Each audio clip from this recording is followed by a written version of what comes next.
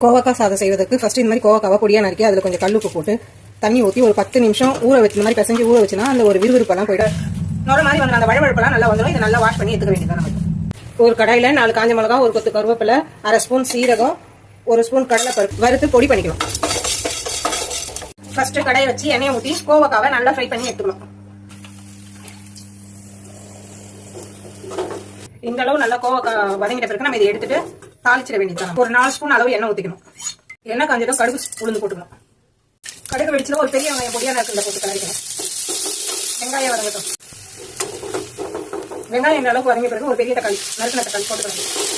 இந்த டிஷ்ஷுக்கு தேவையான உப்பு போட்டு நல்லா வதங்கட்டும். தக்காளி இந்த அளவுக்கு வதங்கின பிறகு நம்ம வதக்கி வச்ச கோவக்காவை இதில் போட்டுக்கணும். கொஞ்சம் மஞ்சள் தூள், 1/4 ஸ்பூன் மிளகாத்தூள், நம்ம அரைச்சி பவுடர் பண்ண மசாலா. ஒரு 5 நிமிஷம் இந்த மசாலாலாம் அந்த